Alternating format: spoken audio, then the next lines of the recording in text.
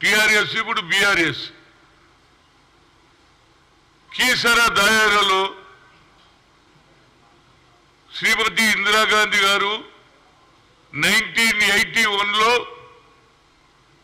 పెద్ద పెద్ద భూస్వాముల దగ్గర ఏవైతే భూములు ఉన్నానో 400-500 కోట్ల 400-500 ఎకరాలు 300 ఎకరాలు 200 ఎకరాలు ఇందిరాగాంధీ వచ్చిన తర్వాత భూ సంస్కరణ అమలు చేస్తే ఆ రోజులలో 94 ఎకరాలు 10 మంది మాదిగోళ్ళకి ఇచ్చి ఇవ్వడం జరిగింది. కానీ క్రమేణా ఏమైంది, బెల్లం సాయన్న అదేవిధంగా Somaiah, Tummala Pochaiah, K Pochaiah, K Balaiah, T Yadaiah, P Sailu, K Balaiah, K Narasimha, P Narasimha ఈ 10 మందికి 94 ఎకరాలు ఇచ్చింది. 2003 దానికా వాళ్ళ పేర్లు ఉన్నాయి పానీలా. కానీ ఎప్పుడైతే ఔటర్ రింగ్ రోడ్ వచ్చిందో దొరలకు బుద్ధి పుట్టింది, అరే అమ్మ ఈ భూమి ఎట్లా కాపాడుకోవాలని. అందులో పోచయ్య అనేట ఆయన 1985లో చనిపోయాడు. అదేవిధంగా పి నర్సయ్య 25/8/1988లో చనిపోయాడు. ఈ ఆసరా తీసుకున్నాడు. ఎప్పుడైతే ఔటర్ రింగ్ రోడ్ వస్తుందో ఔటర్ రింగ్ రోడ్కు 1 కిలోమీటర్లనే ఈ భూమి ఉన్నది.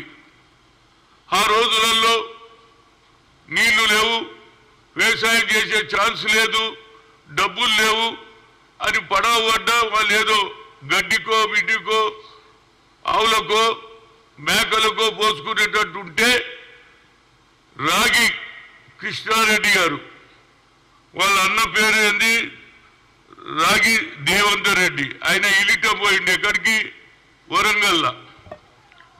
ఆయన కూడా ఎప్పుడు చనిపోయిండు, 1994లో చనిపోయిండు.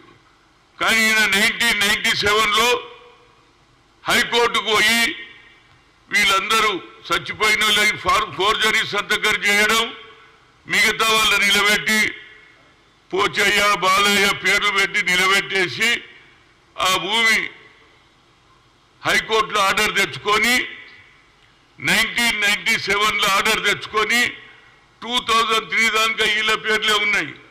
ఆ తర్వాత రెవెన్యూ డిపార్ట్మెంట్ ఏ విధంగా పనిచేసిందో ఆనాడు ఉన్నటువంటి హనుమంతు రెడ్డి ఎంఆర్ఓలు ఇమీడియట్ గా పేర్లు మార్చేసుకున్నాడు.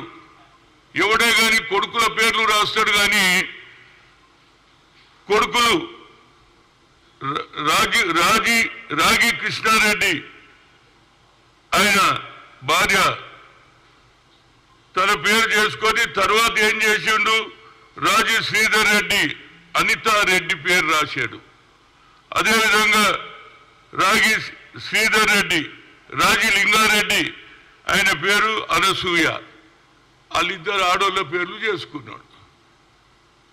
నాకు ఈ సంగతి తెలిసి 8 సార్లు పోయినా కీసరకు జాయింట్ కలెక్టర్ గారిని కలిసిన ఆయన అంటాడు, నేను నా చేతులు ఏం లేదు సార్, ఇది కోర్టుకు పోయింది అన్నాడు. మరి మీరేం చేస్తున్నారు, 1993 దాకా ఉన్నటువంటి పానీల పేర్లు ఏ విధంగా రెవెన్యూ చేసినారో అది నా చేతులు ఏం లేదు సార్, కోర్టులో పోతుందని. కోర్టులో కేసు నడిచేటప్పుడు హెచ్ఎండిఏ వాళ్ళు పర్మిషన్ కూడా ఇచ్చిర్రా బాబు. వా ఏం హెచ్ఎండిఏ నాకు అర్థం కాదు. కోర్టులో కేసు ఉంటే ఎట్లా ఇచ్చిర్రు, ఎందుకంటే రెవెన్యూ వాళ్ళని మేనేజ్ చేసుకొని డబ్బులు ఇచ్చి కోర్టులో పేరు చేసుకున్నాడు. ఈ మాట ఎవరు చెప్పిండ్రు, రాహుల్ గాంధీ ఖమ్మంలో బహిరంగ సభలో చెప్పాడు. ఏమని, ఇందిరాగాంధీ ఇచ్చినటువంటి భూములు కూడా తీసేసుకున్నారు అన్నారు. ఇది ఇంతకంటే క్లియర్ కేసు ఏం కావాలి. ఇవాళ నేను చూసిన మా శ్రీనివాస్ రెడ్డి గారు రెవెన్యూ మినిస్టర్ మొదటి రోజే ఆయన ప్రభుత్వంలో వచ్చిన తల్లారే ఇంత పెద్ద బుక్ ఇచ్చిన ఆయనకి ఇచ్చిన రేవంత్ రెడ్డి గారికి ఇచ్చిన. ఆ తర్వాత ఇది జరిగినాక హెచ్ఎండిఏ ఆఫీస్కు నేను కోదండ్ రెడ్డి శ్రీనివాస్ అనే వాళ్ళ మనవాడు మేము పోయినాము. పోతే కాయిదాలే అయ్యారు మాకు. ఏం గవర్నమెంట్ ఇది నాకు అర్థం కాదు. మరి ఇచ్చిన గవర్నమెంట్ ఎవరు చేసిండు? ఇది కమిషనర్ ఇవ్వాలి పర్మిషన్, కానీ సెక్రటరీతో తీసుకున్నాడు. ఆర్డర్ ఏమున్నదంటే commissioner should give HMDA permission. దానికి కూడా సెక్రటరీ ఇచ్చేసి ఇవాళ మొదలు 6 ఎకరాలు ఇప్పుడు 30 ఎకరాలు ఇచ్చేసిండు. ఒక్కొక్క విల్లా 3 కోట్లకు అమ్ముతున్నారు. ఆ కుటుంబ సభ్యులు 120 మంది రోడ్ల మీద తిరుగుతున్నారు.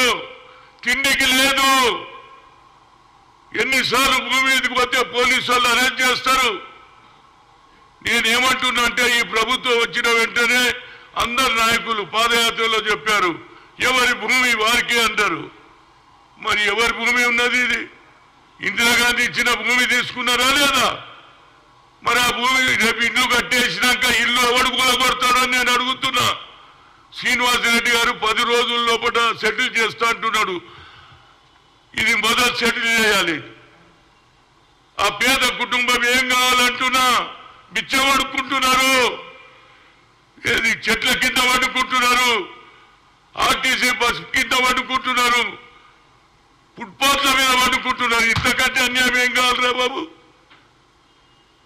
నేను ఒక బడుగు బలైన వర్గాల నాయకుడుగా ఎక్కడ అన్యాయం జరుగుతా అక్కడ పోతా. 8 సార్లు పోయినా ఇంతవరకు రాలే. మా ప్రభుత్వం వచ్చిన వద్ద పాదయాత్రలు అందరూ చెప్పారు ఎవరి భూమి వారికే, ఎవరి భూమి వారికే. మరి ఇంతకంటే నిదర్శనం ఏం కావాలరా బాబు? ఇది చాలా సీరియస్. ఇది 500 కోట్ల స్కామ్. దీన్ని ఇమీడియట్ గా ఆ పేద ప్రజలకు న్యాయం జరగాలి. ఆ కుటుంబ సభ్యులు అందులో అన్న చనిపోతే ఎప్పుడు చనిపోయాడు వాళ్ళ అన్న 1994లో 97లో నువ్వు రావా కూర్చో సీను కూర్చో. నేను అనేది ఏంటంటే అన్న సంతకం కూడా ఫోర్జరీ చేసిండు అంటున్నా. అన్న ఎప్పుడు చచ్చిపోయిండు? 1994లో చనిపోతే 97లో దొంగ సంతకం పెట్టిండు. కేవలం రైతుల సంతకాలే కాదు అన్న సంతకం కూడా చేసిండు. అన్నకు పిల్లలు లేరు, దేవేందర్ రెడ్డి గారి పిల్లలు లేరు. ఆయన ఈటం పోయిండు వరంగల్కు. ఆ భూమి కూడా ఈయన తీసుకున్నాడు. కోడన్ల పేరు చేసుకోడు. ఇంతకంటే పెద్ద స్కామ్ ఏంది అయ్యా బాబు? రోజు డిస్కషన్ అన్నారు. ఇప్పుడు లాస్ట్ లో నాను ఆయన పేపర్లో చదివిన కోదన్ రెడ్డి కూడా వచ్చిండు నా ఎంబడి హెచ్ఎండి ఆఫీస్కు. నేను పోయినా సీను పోయినా కాగితాలు ఎన్ని రోజులు అడిగిండ్రు? ఇచ్చిండ్రా? ఒక్క కాగితం కూడా ఇయ్యారు. ఇంతకంటే ఏమిటంటే మన ప్రభుత్వం వచ్చింది. మనం బహిరంగ సభలో చెప్పినాం, పాదయాత్రలో కూడా చెప్పినాం ఎవరి భూమి వారికి. మేము రాగానే భూములు ఇప్పించేస్తామన్నారు. మరి ఈ సంగతి తెలుస్తారా లేదా? సాక్షాత్తు రాహుల్ గాంధీ చెప్పిండు ఇందిరాగాంధీ दिए सो जमीन भी वापस ले लिए. మళ్ళా దొరల పాలన వచ్చిందని అంటున్నా. మళ్ళా బడుగు బలైన వర్గాల పాలన రావాలంటే మొదలు కీసర దయార్ది లెక్క చేయాలి. నేను అడుగుతున్నా ఆయన దగ్గర పోయినా నవీన్ మిట్టల్ దగ్గరికి. ఆయన ఎంతసేపటికి నేను ఆఖరి కోపం వచ్చి ఏమా 1981లో ఇందిరాగాంధీ ఇచ్చిందా లేదా? ఆఖరుకు పానీలో 2003 దానిక పేర్లు ఉన్నాయి. 2003 తర్వాత చేంజ్ చేస్తే జాయింట్ కలెక్టర్ని అడిగితే మీరు కోర్టుకే వాళ్ళండి మా చేతిలో ఏం లేదంటారు. ఇక అందరు కోర్టుల చుట్టూ ఎవరు తిరుగుతారా బాబు? మీరు తప్పు చేస్తారు. రెవెన్యూ డిపార్ట్మెంట్ వాడు హనుమంత్ రెడ్డి అనేటోడు ఆర్డీఓ కోట్ల రూపాయలు తీసుకొని ఇమీడియట్ గా కోర్టులో కేసు నడుస్తుంటే వాళ్ళకి పర్మిషన్ ఇచ్చిండ్రు. ఇంతకంటే ఆఫీసర్ మీద ఏమే యాక్షన్ తీసుకోవాలి? ఎంఆర్ఓ మీద ఎట్లా యాక్షన్ తీసుకోవాలి? ఇది రాగి దేవేందర్ రెడ్డి సర్టిఫికెట్ ఎవరు ఇచ్చిండ్రు? ఎంఆర్ఓ ఇచ్చిండు వరంగల్. ఏది ఏ ఊరు అది? బచ్చలపేట. వాళ్ళు ఇచ్చిండ్రు సర్టిఫికెట్. ఎప్పుడు చచ్చిపోయిండు? 94లో. కానీ అన్న కూడా దొంగ సంతకం చేసిండు రాగి కృష్ణారెడ్డి. చేసి మొదలు తన పేరు పెట్టుకొని తర్వాత ఎప్పుడన్నా లొల్లి అవుతుందని కోడన్ల పేరు రాసిండు. వా ఏం సర్కార్ రా బాబు! ఇప్పటికన్నా రేవంత్ రెడ్డి గారు ఆయన అందరికీ న్యాయం చేస్తా అంటున్నాడు. మొదలు ఇది న్యాయం జరగాలి.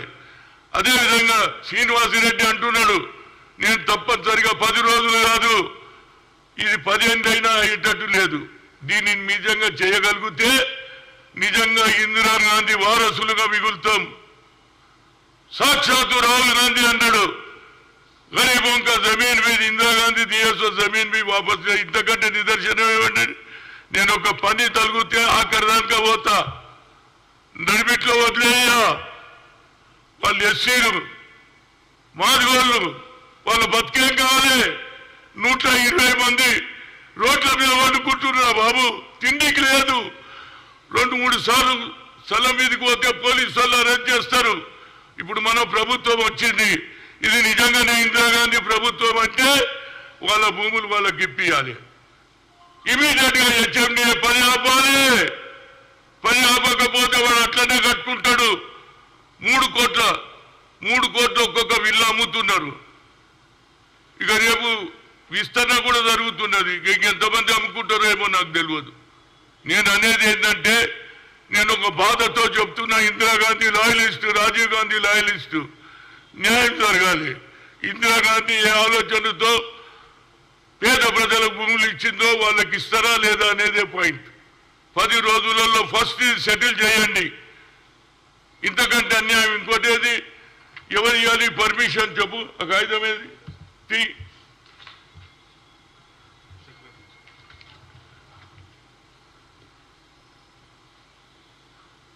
Proceedings the secretary HMDA president ఎవరు ఇవ్వాలి ఇది కమిషనర్ ఇవ్వాలి కదా పర్మిషన్ ఎవరిచ్చిండు సెక్రటరీ ఇచ్చిండు ఇంతకంటే